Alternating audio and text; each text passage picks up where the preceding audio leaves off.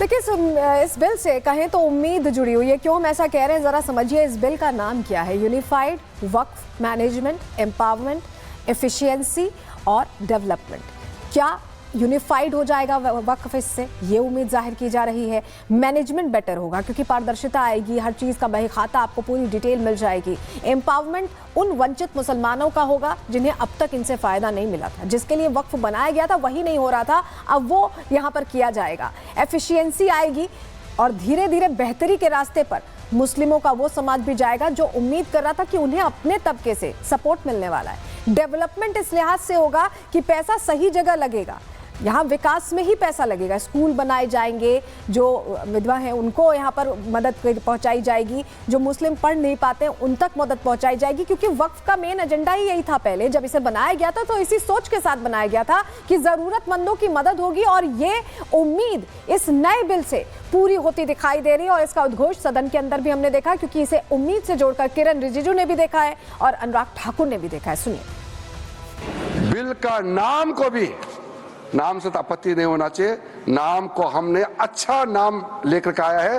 अब ये नया बिल का नाम होगा, इस एक्ट का नाम हो जाएगा उम्मीद। सर, उम्मीद नाम। अब उम्मीद से तो आपका कोई एतराज तो नहीं होना चाहिए। अब उम्मीद रखने का पीछे कारण है unified Waqf management, empowerment, efficiency and development. ये विधेयक नहीं, एक उम्मीद है। इस उम्मीद में एम्पावरमेंट है, एफिशिएंसी है, डेवलपमेंट है। और कहीं ना कहीं इसी को देखकर आज जहां देश भर के लोग इसके समर्थन में हैं, भारत को वक्फ के खौफ से आज़ादी चाहिए। क्योंकि यहाँ पर ये जो पहले कांग्रेस के ज़माने में बना वक्फ का कानून है, वह उसका मतलब तो यही था, खाता ना वही जो वक्फ कहे वही सही। लोकसभा में भी जब बिल को पेश किया गया, टेबल किया गया, उसके बाद भी वो भ्रम फैलाने वाला, अफवाह फैलाने वाला नैरेटिव जारी रहा। और यही हमने सड़कों पर भी देखा। और यही वजह है कि लोग, जो मुस्लिम समाज के लोग हैं, वो समझ ही नहीं पाए कि दरअसल ये बिल उनकी अच्छाई के लिए आ रहा है या उनसे कुछ छीनने वाला है। चलिए उन तमाम सवालों का जवाब यहाँ पर हम जरा आसानी से दे देते हैं, जानकारी अपने दर्शकों के सामने रखते हैं। क्योंकि अफवाह ये फैलाई गई कि मस्जिदें छिनेंगी, लेकिन ये बिल्कुल झूठ है। मस्जिद नहीं छीनने वाली है। मजार छीनने की भी अफवाह फैलाई गई। नहीं छीनेंगे आपकी मजारें, वो आप ही की रहेंगी। वक्फ में गैर मुस्लिमों को लाया जाएगा, उनका दबदबा हो जाएगा। इसमें भी, इस दावे में भी कोई सच्चाई नहीं है। दबदबा उन्हीं का रहेगा, मुसलमानों का ही रहेगा, उन्हीं का बोर्ड है। वहीं अफवाह यह भी फैलाई गई कि सरकार दखल देने के लिए ये सब कुछ कर रही है, वो चाह रही है कि सारा नियंत्रण उसके हाथ में आ जाए, पैसे उसके हाथ में आ जाए। लेकिन सच्चाई इससे इतर है, सरकार का कोई दखल नहीं होने वाला है। ये फैलाई गई अफवाह विपक्षियों की तरफ से कि मुस्लिमों के अधिकार छीनने के लिए ये बिल लाया जा रहा है, लेकिन ये सरासर झूठ है।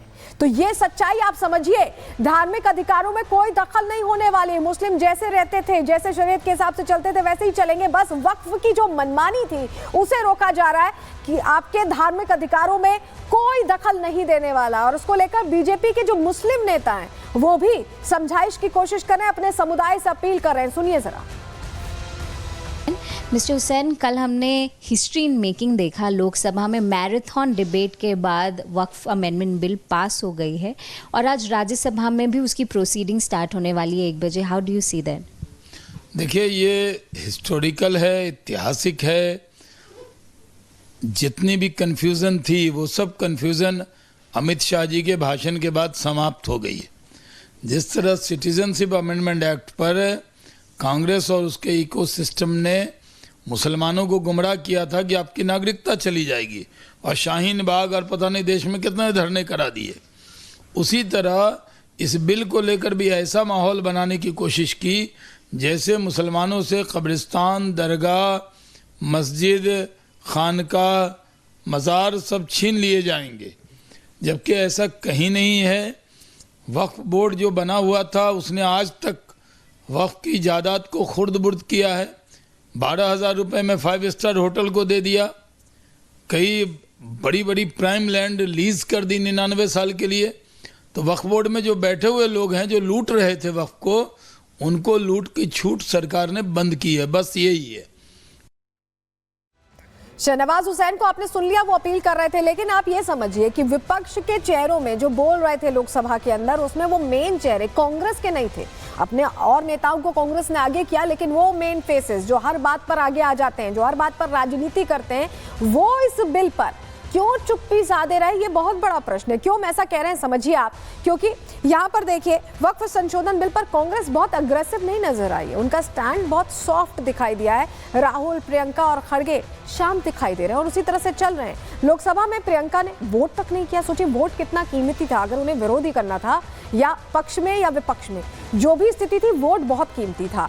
कांग्रेस ने मुस्लिम नेताओं को आगे कर दिया, कोई भी मेन फेसेस खुलकर बोलते नहीं दिखाई दिए। कांग्रेस के बड़े नेता बिल्कुल शांत बैठे नजर आ रहे हैं। अब तक इसको लेकर उनका क्या वर्जन है, वो क्या सोचते हैं, वो अभी तक कह नहीं पा रहे हैं। सोशल मीडिया पर हर मुद्दे पर ट्वीट जरूर इन नेताओं का सामने आ जाता है, लेकिन जब मंच है बोलने का तो वहां मौका क्यों नहीं उन्होंने लिया। वक्फ संशोधन बिल पर बिल्कुल भी आक्रामकता इन नेताओं में नजर नहीं आ रही है। तो क्या सिर्फ ये राजनीति अब हाथ से छूट रही है, उसका मलाल है जिसने इन्हें शांत कर दिया? क्योंकि ये तो मुस्लिम तुष्टीकरण की राजनीति जमकर करते हैं। मुस्लिम धर्मगुरु भी कांग्रेस के इस रवैये से नाखुश दिखाई दे रहे हैं, क्योंकि इससे पहले उनको ऐसा लगता था कि प्रियंका गांधी में इंदिरा गांधी की छवि नजर आ रही है, लेकिन अब जब प्रियंका ने कुछ कहा ही नहीं, प्रियंका ने वोट ही नहीं किया, तो मुस्लिम धर्मगुरु भी नाराज हैं। क्या कह रहे हैं, उनकी राय भी सुनिए।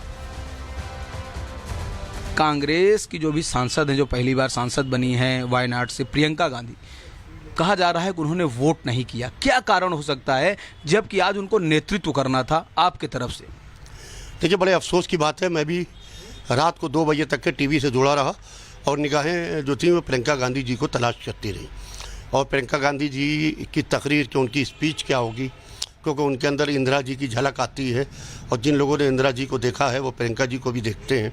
मगर बड़े अफसोस की बात है कि कल ना हाउस के अंदर प्रियंका जी दिखाई दी, ना ही हाउस के अंदर उन्हीं ने आके वोटिंग की विपक्ष में।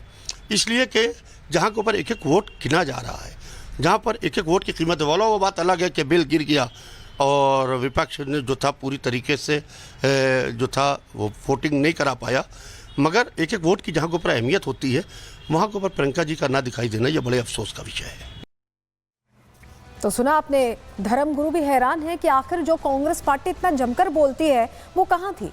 लेकिन इस बीच एक और चेहरा एक्सपोज हो गया है, असदुद्दीन ओवैसी का चेहरा एक्सपोज हो गया। असदुद्दीन ओवैसी जो मुसलमानों के बहुत हिमायती बनते हैं, वो बातों बातों में क्या कह गए आप सुनेंगे तो आप हैरान हो जाएंगे। पहले आपको बताते हैं कि कैसे वो एक्सपोज हो गए। चलिए जानकारी जल्दी से आपके सामने रखते हैं, क्योंकि लोकसभा में ओवैसी के विवादित बोल सामने आए। बातों बातों में वो अपनी बात रख रहे थे, अपने ही समाज के लोगों को उन्होंने बेकार बता दिया, बेकार शब्द उन्होंने इस्तेमाल किया अपने ही समाज के, मुस्लिम समाज के लोगों के लिए। मुस्लिमों पर अभद्र टिप्पणी उनकी तरफ से सामने आ गई। बिल का विरोध करते करते वो मुसलमानों का ही विरोध करने लगे, जिनके वो नेता बनते हैं, जिनका उनका कहना है कि वो आवाज उठाते हैं। मुस्लिमों में आखिर बेकार किस्म कौन है? असदुद्दीन ओवैसी इस बात का जवाब दें, क्योंकि ये शब्द उन्हीं का दिया हुआ है और किसी का नहीं, उन्होंने ही कहा है। क्या ये किस्म अब देश को ओवैसी बताएंगे? सेक्युलर चोला ओढ़े ओवैसी को किन मुस्लिमों से परेशानी है, जरा ओवैसी खुद ही बताएं, क्योंकि ये हैरान करेगा आपको, उन मुस्लिमों को भी हैरान करेगा जो असदुद्दीन ओवैसी को अपने नेता के तौर पर देखते हैं, समझते हैं। देखिए, सुनिए क्या कह रहे हैं असदुद्दीन ओवैसी, सुनवा रहे हैं आपको। अब अमित शाह साहब ने सेक्शन 2A के बारे में कहा और उन्होंने इस बात का इकरार कर लिया कि दाऊदी बोरा के लिए यह बनाया गया है। मगर मैं आपके जरिए से गवर्नमेंट से पूछना चाह रहा हूं, आपने तो उस प्रोवाइजो में दाऊदी बोरा का नाम ही नहीं लिखा, आपने उनको भी थैंक यू कर दिया, उनका नाम क्यों नहीं लिखा आपने? और सर, और गवर्नमेंट क्या कर रही है, आप मुस्लिम समाज में जो बेकार किस्म के लोग हैं उनको एक रास्ता बना रहे हैं, एग्जिट दिखा रहे हैं कि तुम्हें वक्त से बचना है तो तुम्हें ट्रस्ट बना लो। ये क्या कर रहे हैं सर आप? सर, आप क्लास 3-9 पर आ जाइए, 5 साल के लिए मुसलमान। मैं किरण रिजिजू से पूछना चाहता हूं, सर दाढ़ी रखे तो मुसलमान प्रैक्टिसिंग है या क्लीन शेव आपकी तरह है? तो बताइए हमको, प्रैक्टिसिंग क्या होगा? अच्छा, किसी को पकड़ के मॉब लिंच कर दिया और बोले कि JSR का नारा लगाया, और वो JSR का नारा लगाया तो क्या मुसलमान रहेगा? नहीं रहेगा। या फिर देश के प्रधानमंत्री ने कहा था कपड़े देखकर पहचानो, तो क्या कपड़े देखकर आप कह देंगे? अच्छा, अगर कोई हिंदू, अगर कोई क्रिश्चियन हिंदू धर्म कबूल करता है तो क्या वो मंदिर को नहीं दे सकता प्रॉपर्टी? फिर भारत के संविधान में आर्टिकल 300 क्यों है सर?